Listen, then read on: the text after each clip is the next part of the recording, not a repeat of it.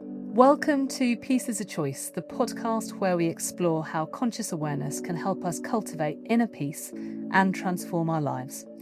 I'm Natasha Wallace, and in each episode, we'll hear from guests about their personal journeys, the challenges they've faced, and how they've found greater levels of peace in their lives and positively impacted the lives of others.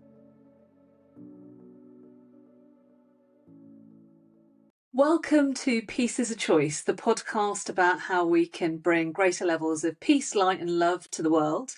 Today's guest is someone special and unique in the best possible way. She's a chartered psychologist and one of only a handful of people in the world with a PhD in authentic leadership. She's the mind behind the concept of cognitive fitness at work and has written 4 books on leadership and relationships.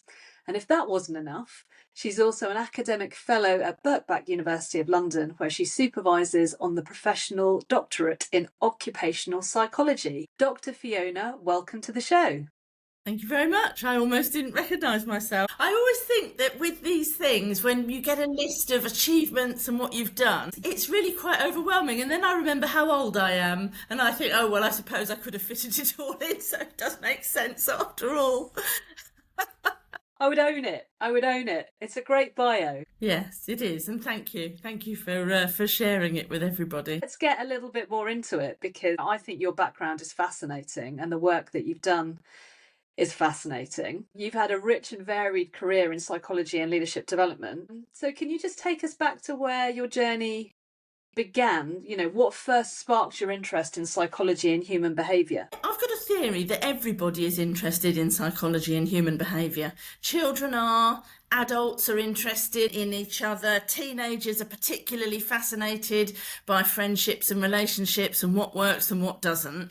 So I didn't actually begin my psychology journey until after our daughter was born, and I was in sort of my early 30s. But in terms of why I think I became a psychologist in the first place, I've got 2 fathers. I've got father and I've got a stepfather. And bless them, they're both probably a little odd. Best will in the world. My real father was a bit peculiar, I suppose, certainly unusual, certainly very difficult in places, which is why my mum divorced him.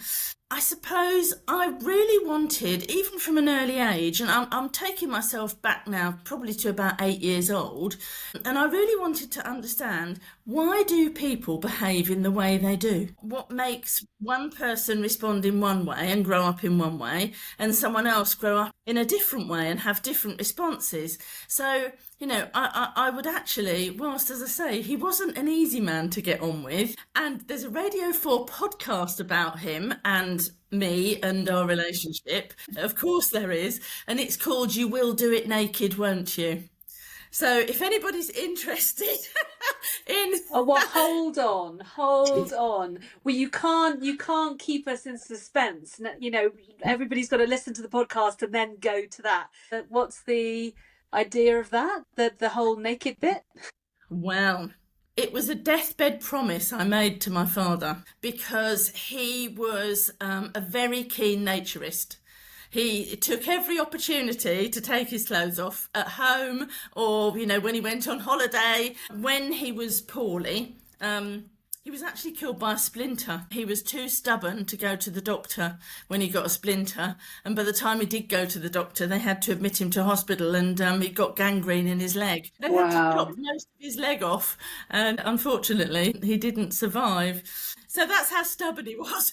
How difficult. I went to see him when he was in hospital, and I had a feeling that it would be the last time that I ever saw him. And, you know, we had a conversation, and he was sort of slightly delirious, but also slightly not. So at some times he thought I was his sister, at other times he thought I was his mother, at times that he thought I was myself. He asked me to go to the Naturist Club and to do a eulogy for him at the Naturist Club, where he'd been a past chairman, and he wanted me to do it on a Sunday afternoon, because they always have Sunday afternoon tea in the summer, and so he wanted me to... This is so surreal. So I can only imagine. Yes, I promise you. I can only imagine that on a Sunday afternoon, or the Naturists with their afternoon tea are being naturists, so they're Yes. naked. Oh, absolutely. Absolutely. Right. Yeah. So hence Okay. his question. I agreed to do the eulogy at the Naturist Club, and then he said, "You will do it naked, won't you?" And I said, "Yes, Dad." You know, when you're doing presentations and in front of a large group of people, and the advice is imagine them all naked. Don't. It doesn't work. It really doesn't help. I Oh promise you, my if you're goodness. it in real life, doesn't work. I Yeah. love that this is the first thing that we have found our way to speaking about. And I'm guessing you weren't a naturist. Because my twin brother and I used to go on holiday with our father when we were younger, as children, yes, we absolutely were. We would run around with no clothes on at the club and not even really notice whether people had clothes on or not. When you're younger, you don't. We stopped going when we were, teenagers, got to Yeah, about 12 and it was like, I really don't want to go anymore. I've got things to do at home, sure. Um, Yeah, yeah, and of yeah. course, there's a misconception about naturists. People think they're naked all year. They're not. If it's cold, you've got clothes on. It's only in the summer. And if you're not overlooked at home, who doesn't like popping out into the garden on a warm, sunny day? With the breeze on you, whether you're wearing clothes or not. It's delicious. It's lovely, isn't it? I've got to admit, generally speaking, I am dressed. I definitely have a need to have clothes on. Saying that though, there is no judgment. My stepdad, who split up with my mother when I was in my teens and remarried, he married a naturist. And who knows, maybe he was always a naturist. So then actually in the next phase of his life, he lived as a naturist. And I Yeah. mean, I was older, I'm much older than my sisters, so like, 10, 12 years older.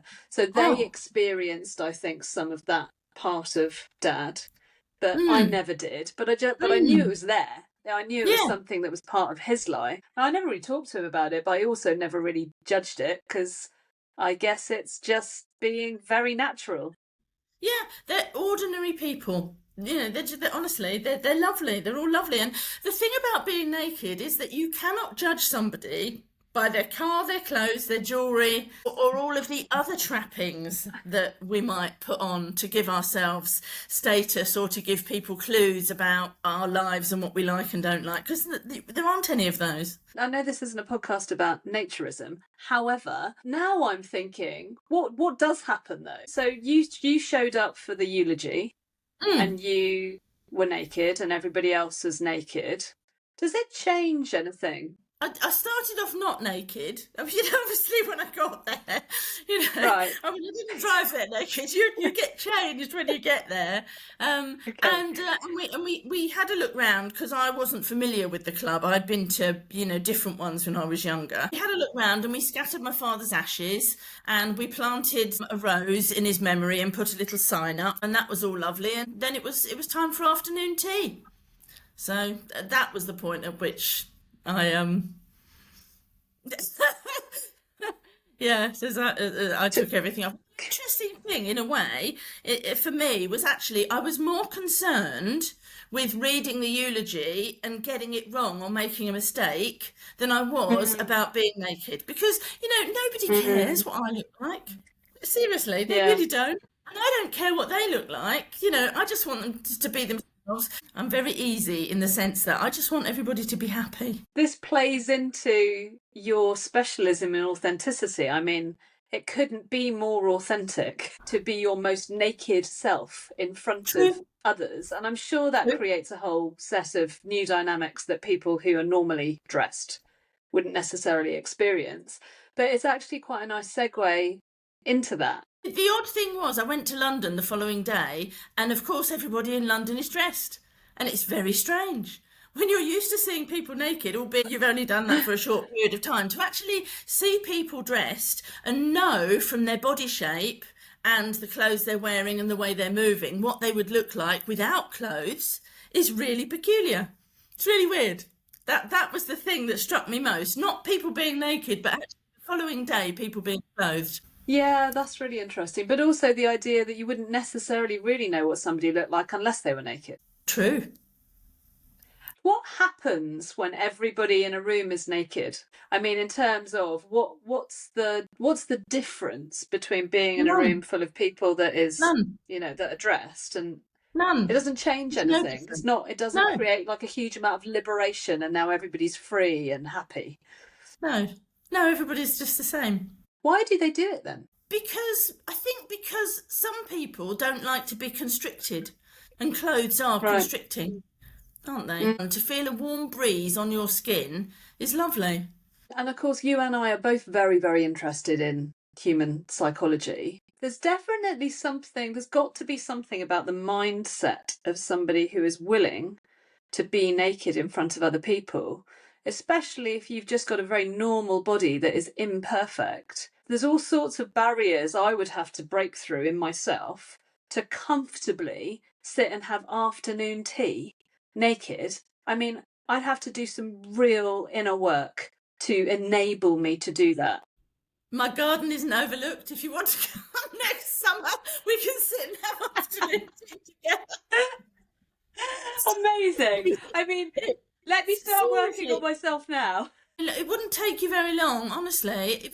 Probably 5 or 10 minutes. And then you wouldn't realise, because once you've seen someone, you've seen them. Some people I suppose they get confused with sexuality and stuff. It's nothing about sex at all. It's simply the body that you were born with, the one that you're living in, and it's a reflection of you. I mean, my body, the love I have for my daughter is written in the poetry of my stretch marks. Beautiful. If only society viewed women's bodies with that in mind. And I think sadly, often, and this, this is a whole other podcast, isn't it, about It is. I have to come back. women's views of their body, Yeah, yeah. against what society and the media portrays as being beautiful. What I will say is that it's really useful to have a partner or a lover who thinks that you're beautiful and tells you so.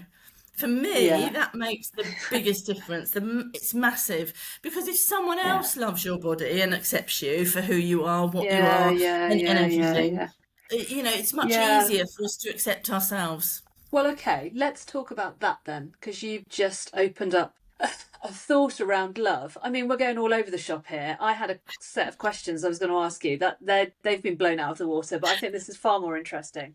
So, I've been working with an incredible leader called Alan Mulally, and for anybody who doesn't know who he is, he's the former CEO of Ford, and he was the CEO that basically turned around Ford's fortunes and took them from a 11.5 billion loss-making company to a 6.5 billion, in the positive. He's sort of the ultimate conscious leader. So I've been interviewing him and spending time with him and writing an article for a US magazine about him.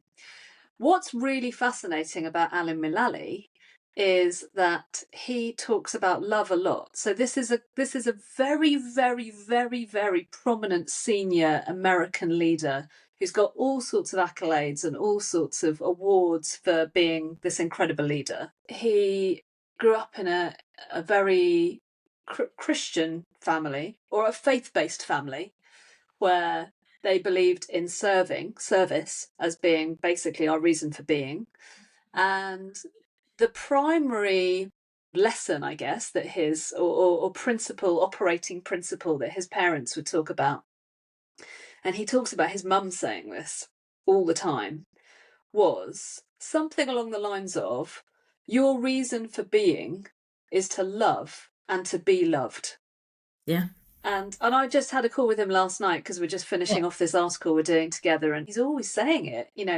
The whole point of us is about loving, so that in that order. So he says to love and to be loved in that order. At the end of this call last night, and I was on the call also with the editor of the Leader to Leader magazine, and they're very, very close, Alan and Sarah. She was telling a story about how Frances Hesselby, at the end of Alan and Frances's calls, they would always say, "Love you, baby." Like these are like professional colleagues, right? "Love you, baby."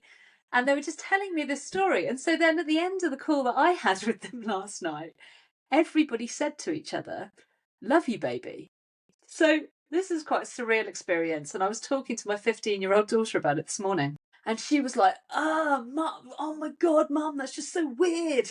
You're all so weird. Why are you telling people that you hardly know that you love them?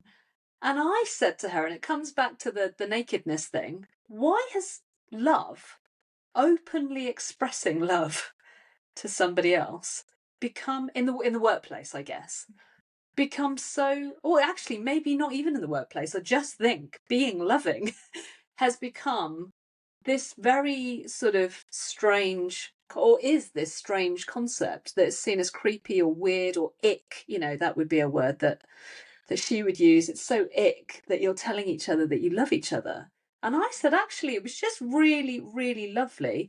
And Yeah, and I mean, it's I'm lovely. writing my book at the moment, which talks about my childhood and a lack of love. And I haven't really experienced a huge amount of love in my life, if I'm Mm, honest. So to have these two people saying, we love you. We love mm, you. We love your work. We think what mm, you're doing is incredibly important and we are here to serve you. mm. Apart from the fact it's massively disarming and you're like, Yeah, wow, it's really left me wondering why we struggle so much with what is fundamentally human. yeah, yeah. Well, I think I can tell you the answer to that. Okay, I'm waiting. Okay, okay. Well, as you know, I've written a book called Love is the Answer Yeah. because I believe that love is the answer. Whatever the discussion is, then love is the answer. It always is. And in that, it explores the 10 different kinds of love that exist in the world today. There's love for the family, there's all these different kinds of love, and people get confused between love and sex. Simple. Simple. So when I did my research on love in the workplace, and it was a while ago, it was pre-COVID, but when I did my research, I couldn't call it love. I had to call it the research that it was about leadership style. And then I spoke about compassion in the workplace. If we look at authentic leadership, the ABC of authentic leadership is the A is being authentic, true to yourself and what you believe. The B is bravery, to be yourself, to stand up for what you believe in the face of adversity, emotional and physical bravery as a leader. And the C is for compassion. And it's also for courage, because courage in Old French comes from coeur, which means heart.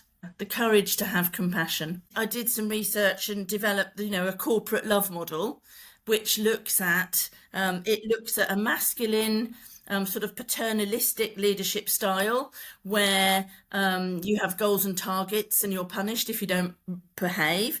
Then there's the maternalistic style where you're loving and nurturing and kind and supportive and punishments don't exist. It's all about being loved and nurtured and supported.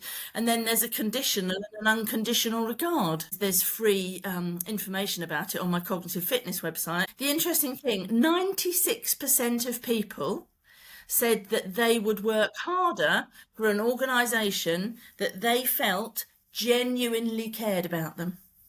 96% of people. Yeah, and this is pre-COVID. And we know, we remember what happened in COVID. The most successful leaders were the authentic leaders. They were the ones who said, I'm scared too. I don't know what's going to happen. We don't know what's going to happen, but I'm here for you. I hear you. I see you. I care about you. We're going to get through this together. Where are we going wrong? I mean, I'm really fascinated by this idea that, well, we've talked about nakedness and we've talked about love, and there's this sort of sexuality thing that you said because we connect being naked to sexuality or sex, and we connect sex to love. So do you think we've just put loads of barriers in the way of just being fundamentally human because of all of the loadedness and shame or guilt or worry that's associated with too much intimacy? I just think the difficulty, particularly for English speaking people, is that we only have one word for it. And we don't talk about the nuances. Whereas if the ancient Greeks had 7 words for love for the different kinds, and my book identifies 10, it's much easier, universal love, which the Greeks call agape or agape, That is Okay. universal love. That is Yeah. love for everybody, regardless of race, colour, creed, behaviour, etc., etc. And, we want our leaders, or some of us want our leaders, to have that Mm, unconditional regard for us, whether they mm, know us or not, that, mm. that our lives matter, that we matter. And I guess we don't need all the leaders to be going around telling everybody they love each other, but it's the expression of love. Well, I talk about it in my leadership development programs. I say, a leader has to love his people, but he has to love them with that unconditional regard. He has to genuinely care for their well-being. And that is what love is in the workplace. It is that genuineness of genuinely caring. I've just become a founder of a new tech startup, and there are 3 of us, and we've only known each other probably about 8 months, and actually at the end of our meetings we often say love you, bye. We often, Do not every you? time, we often do. Yeah, we Yeah, do. that's Yeah, fascinating. That's yeah, really yeah, and not fascinating. all texts and not all WhatsApp things, but when we're talking to each other, we will occasionally put the kiss at the end of a text, depending on what it is. I'm just thinking about the workplace. And I'm just Yes. thinking about like a group of, I'm just going to say men, but I might even find this uncomfortable myself as a woman. Mhm. A group of men having a meeting together. And at the end of that meeting, they are telling each other that they love each other. I Yeah, but mean, that's I think brotherly people would love. feel like the world's gone mad. No, Brotherly but love. that's Yeah, brotherly love. What they yeah. mean is, I see you, I hear you, I'm listening to you, I respect you, I value you. That's what they're Mm, saying. When yeah. you see 2 bros, and they give each Mm, other a hug and they go, love you, man, mm, you don't think that's mm. weird. That's Oh, no, completely not at all. normal. It's completely normal, Yeah, and it that's what is. it is. Yeah. That's exactly what it is. It's love you, bro. There is a slight difficulty between the men and women thing. In the new tech startup, there's 2 women and a man. And actually, we're not 2 women and a man, we're 3 people. The body that we were born into, just a receptacle for our consciousness. It's just the way we have to live in this lifetime. That sometimes Doctor Who now jumps into a woman rather than a man. Still the same doctor, still has the same experiences, the same thoughts, etc., etc. It's just that the body they come in is slightly different. Hormones can be problematic, as women with our hormonal journeys. We know this. The first time I thought I was going mad, I found out I was pregnant. So my hormones are all over the place. So we know our hormones affect us. We also know that when there is a lot of toxic leadership, often, not always, but often, we talk about testosterone driven leadership, don't we? And how damaging that can be. Because testosterone driven leadership is about competitiveness, it's about status, it's about power. And research shows that the more testosterone somebody has, the fewer we, us, our, team words they use, and the more I words they use. How does somebody who channels more testosterone, I mean, whether they be a man or a woman, how do they connect to those feelings of love and compassion and care? It's about personality, and in a way, it's very easy to do. Of course, I've written a book about it. It's Yeah, called, okay. it's called Divided by Gender, United by Chocolate, The Differences in the Boardroom. And it looks at the psychobiology of leadership, how our underpinning leadership style is driven by our hormonal profiles. So, you've got the transactional leadership model, which is testosterone. You've got relationship leadership model, which is estrogen. You've got charismatic leadership, which is dopamine, and you've got transformational leadership, which is the serotonin. There are a lot of men who are protective, who are caring, who are brave. They're courageous, both physically and emotionally. They are nurturing and they genuinely care. That is the positive plus side of testosterone-driven leadership. So there's a light side, a positive side, and there's a dark side as well. And I think that comes down to early experience, comes down to role modeling. It comes down to how much that person has been loved and nurtured as a child, which will, of course, influence very, very strongly the person they become as an adult and the leader they become, which takes us beautifully back in a circle to your story about the CEO you've been speaking to. Yeah, well, actually, that's the one massive lesson I've learned from him, is that he was so loved. He was sort of almost able to unapologetically bring that into both Yes, Boeing and Ford, and just yes, say, well, we yes, are going to love each other, and that's just the yes, way it's going to be. And actually, if you yes, can't get behind that, yeah, you don't have a place here. If you want to be part of this culture, then you have to be loving. And I've spoken to him about that. But what about what about the people who are a bit like, what do you mean love? And everybody had coaches. All of the leaders had coaches to help them to channel their love.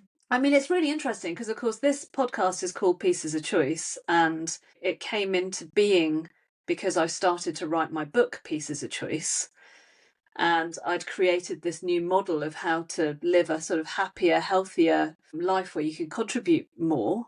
And yes, and I created the peaceful path, and the three aspects of the peaceful path are about acting consciously. So that's really connecting with who yes, you are and how you are and your authentic self. I talk about radical love. So I talk about being able to show compassion for yourself and the people around you. It's love showing up in places where you wouldn't expect to normally see yeah, love based on our mm, one version of what mm, love is. And then the mm, third aspect of it is deeply believing, because you have to have faith. You have to, whether you have a faith or whether you just have faith, you have to believe in yourself and you have to believe in other people. Because if you don't believe in yourself and other people, you simply can't love. You can't channel that compassion. But yes, actually, that came from years of becoming more conscious in myself and working with other leaders to help them to become more conscious. It was sort of like a interesting byproduct of consciousness, was that you can't really be truly conscious, can't be your best self, if you can't channel love. I mean, that's quite a bold statement, but I think it's true. yeah, no, it's true. I believe you. And that is your spiritual path. So explain that to me. What do you mean by that? Okay, so I would describe myself as more spiritual than religious. Even though I am actually the church warden in the village, I have a belief that we are all here for a purpose, and that purpose is to not just grow and develop ourselves with with the lessons that we need to learn, but we're here to support other people. We're here to make a difference. Through doing that, we ourselves grow. So I'm 100% on board with everything that that's been said on the podcast. We're all here to make a difference, I believe. You only have to look at small children and babies. They genuinely want to connect with each other. They genuinely want to share. They don't want to fight. They might fight about a toy occasionally, but that's part of their learning. And the babies who have been most loved are the babies who give their toys away to other children so that they can play with them because they know that they're going to get the toy back. Or if they don't get the toy back, it doesn't matter because they've willingly given it away. Totally. And then you sort of look at the reality of life. And I've been giving this a lot of thought lately in just the work I'm doing with leaders and organizations, which is there's this separateness and there's this individualism and there's this survival instinct and there's such a drive, like the society that we're operating in now, when we're working in the corporate world or in business, say, there seems to be so much pressure to deliver results, to change is constant. I mean, I know, the old philosophers were saying that the only thing that's constant is change. But I think that we couldn't be experiencing more change than we are at the moment, both at a sort of societal level, economic level, political. I mean, everything is changing, and organisations are trying to do more with less, and they're trying to become more effective. And AI is now blowing up, and it's a lot. There's a lot going on. And my perception of it all is that we've never been under so much pressure as leaders to deliver. and the noise is loud and it's hard to stay focused and we're feeling overwhelmed and we don't really know where to focus. We're just trying to bloody get through. And I can remember being in a room, say 6 months ago, with an exec team, and there was a really interesting conversation that came up. Clearly trying to connect with each other. They were trying to understand each other and they were trying to, reach each other. And then one of them said to the other, look, yeah, we're all trying to make money and, we all need to reach our targets. And I am absolutely here for you. I'm absolutely here to support you with that. But at the end of the day, if your decisions get in the way of me being able to take my kids skiing, I'm coming for you. And he was like, because being here together and doing this together and reaching our targets together is really important. But the thing that's far more important to me is my children. So if anything that happens here gets in the way of me being able to take the best possible care of my children, then actually you're not my priority and they are. And in that moment, I was like, this is so interesting. This is like the undercurrent, isn't it? This is the stuff that is never said. And actually, I was really pleased that this exec member just told the truth, because most of the time you don't hear that sort of stuff coming up, even if they're thinking it. And I just thought, like, this is what gets in the way of everything that we stand for, which is service and love and enabling each other and working together and collaboration and cohesion and generative conversations and all of that great stuff that actually fuels productivity and performance. And the other thing is, he said, if your decisions affect me being able to take my kids away, I'm coming for you. What he really means is, if your decisions adversely affect me, then that means that you don't care for me and you haven't got my back because you don't recognise what's important to me, and I need you to do that. Okay, so what about when there's conflicting agendas? So there was a very difficult problem that was sitting behind this conversation, which was their revenue model. For them both to be able to make money out of the thing that they were doing, it was a very difficult, it was a really difficult challenge. Well, I would reframe it, and remember, going back to where we were earlier on, what I would say is, let's assume that love is the answer here. So if love is the answer here, what do we need to do? How do we need to think differently? What can we put in place to make sure that everybody's needs are met? The organisational needs are met and the individual's needs are met. That goes back to this sort of the basic principle of, if you do fundamentally believe that love is the answer, then actually it's an organising thought that runs through all of your decision making. It makes things much, much easier. I think the problem that we have in our work is that often that is not the operating principle. It might be an aspirational principle, but it's not really the thing that people are sort of standing by and going, we're going to do this through a lens of love. And how does that play out? And I also think it comes back to purpose, individual and organisational purpose, because my purpose in life is to help people recreate their futures in a safe and supportive environment. So when I get an opportunity to do that, as I have with this podcast with you, so thank you very much for that. If I'm asked to do something and it doesn't take me a step up the ladder towards supporting other people ultimately, I say no. Yeah. Sometimes we say yes to things and there's an emotional cost to us. Sometimes there's a financial cost. Sometimes there's a cost in sort of time and resources. Yeah. So if ultimately what is being done or what I can learn will enable me to help other people, I am prepared to pay that price, even if it's uncomfortable or expensive. Do you think it's easier for us because we're self-employed? We've carved our own paths. We're very, very clear about what our purpose is, and we're very mission driven.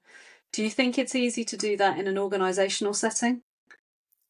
I think that it becomes easier as we grow and learn and develop our own internal courage and our internal strength, for sure.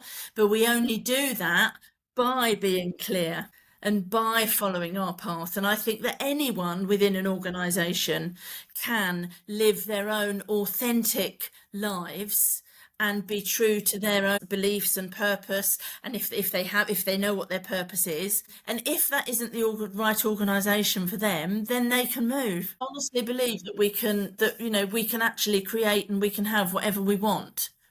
We just have to be clear about what that is and what the reasons for wanting it are. And if they're selfish reasons, well, okay, fair enough. But that wouldn't work for me. I don't want selfish reasons. I want reasons that will ultimately support other people. Well, and actually, just before we finish off the conversation today, I think we need to go back to authenticity, because it's such a fundamental part of your work. And of course, without authenticity, you don't really find your purpose. They're intrinsically linked, aren't they? Yeah, they can be. A lot of people do struggle with finding their purpose. I threw the question out to the universe and I said, tell me what my purpose is and I'll do it. I was 27 years old. I threw it out to the universe and nothing came back for 6 months. I was beside myself. Just tell me and I'll do it. And I had to wait, because one of the things that I needed to learn and still need to learn is patience. I'll be told when the time is right. I just have to wait and it will emerge, which it eventually did after 6 months. And of course, there's a difference between authenticity and authentic leadership, because authentic leadership is built around 3 pillars of self-awareness, self-regulation, and ethics. So, just being our own authentic self, if we are not ethical and if we are not sort of disciplined and don't regulate our behaviour, and if we don't know ourselves and other people very well, doesn't help us. So there is that difference between authenticity and authentic leadership. And I mean, I often see this as a sense of sort of being real, but also having integrity and being, obviously ethical. But interestingly, so I've just been working with Oxford University on the research into leadership burnout. And we've just looked at the last 20 years of research into what leads to burnout and also the mitigating factors. One of the most significant contributors to leadership burnout is the inability to be real, is the inability to be their authentic self and tell the truth and speak up and talk about things when they're struggling, and to having to sort of mask constantly. And that puts a huge amount of pressure on our system. I'm guessing that's no surprise to you. Absolutely. And often it's to do with shame. Brene Brown's work on, vulnerability, etc., etc. People who self-report that they are living an authentic life live longer. Yeah. They have fewer days off sick. They have better quality relationships. Who wouldn't want to live longer and have better quality relationships? People who live their lives in fear or with shame, there is help out there. Developing self-awareness is an attitude. Every day we have an opportunity to learn more about ourselves and others.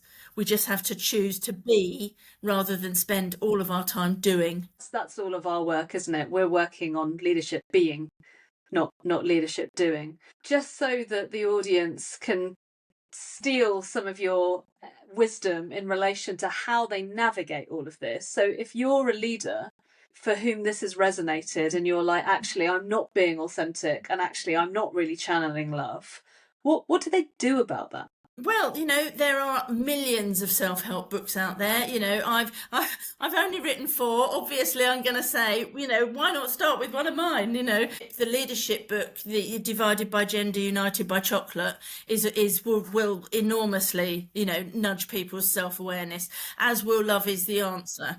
And, you and I both started, learning about psychology, about ourselves, about how we're similar or different to others, in our teens. We have to learn to love ourselves first, because authentic leadership is learning to lead ourselves so others choose to follow. And doing that not just takes courage, but it does take that self-awareness, and it takes love, and it takes forgiveness. If we don't do a very good job, we have to forgive ourselves. We'd forgive our child. Why wouldn't we love ourselves as much as we love our children? Yeah, absolutely. Yeah, we can be brutal, can't we, to ourselves? We can be very self-critical, yeah. Yeah, and actually the punchline of that 20 years of research into burnout is that the answer, apart from some organisational tweaks that enable leaders to be able to be authentic and real and speak up and tell the truth, is about self-awareness and self-care. And of course, a big part of the self-care bit is love, is self-love, yeah, and compassion. Well, I love you, Dr. Fiona. It's been an absolute pleasure, even though we did it with our clothes on. And I'm gonna say, Natasha, thank you for all that you are and all that you have the potential to be and all the people that you have helped so far and all the people you're gonna help in the future. I love you, babe. Oh, thank you. I'm gonna cry. Mutual love. It's been a pleasure. Where can people find your details if they want to learn even more? Well, I'm very easy to find on LinkedIn, and my books are available on Amazon. And if people want to connect with me directly, I would be delighted. Yeah, great. Fantastic. Excellent. Thank you so much for your time.